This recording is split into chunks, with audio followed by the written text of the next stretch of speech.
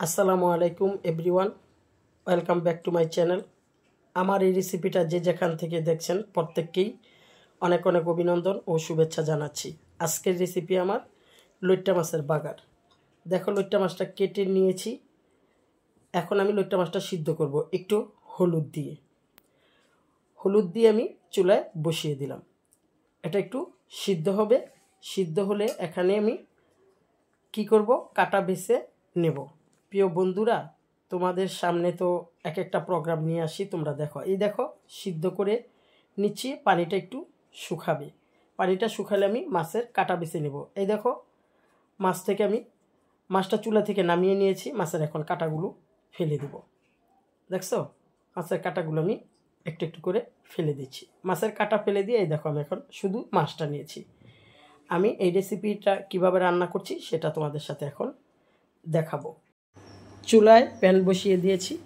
এখন আমি তেল দিয়ে দিব। বাগার এইসব জিনিস রান্না করতে হলে একটু তেল এবং পেঁয়াজ বেশি লাগে, তাই আমি এখানে একটু পেঁয়াজটা বেশি দিয়ে দিচ্ছি।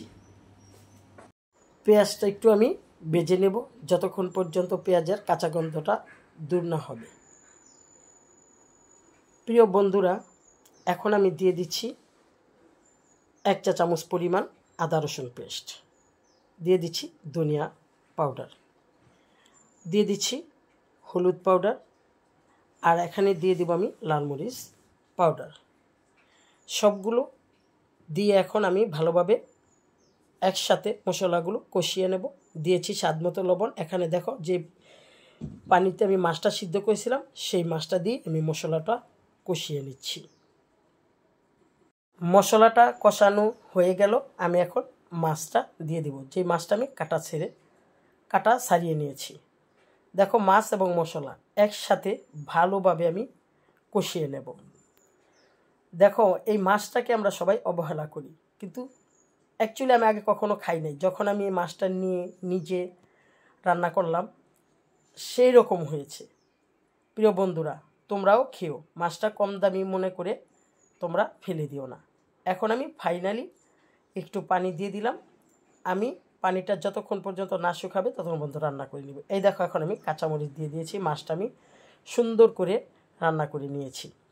পানিটা শুকাইছে, তেলটাও ছেড়ে দিচ্ছে।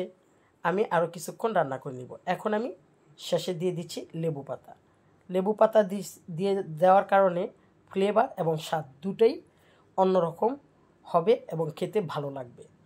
প্রিয় বন্ধুরা, তোমাদের সাথে শেয়ার করলাম লইট্টা মাছের বাগার।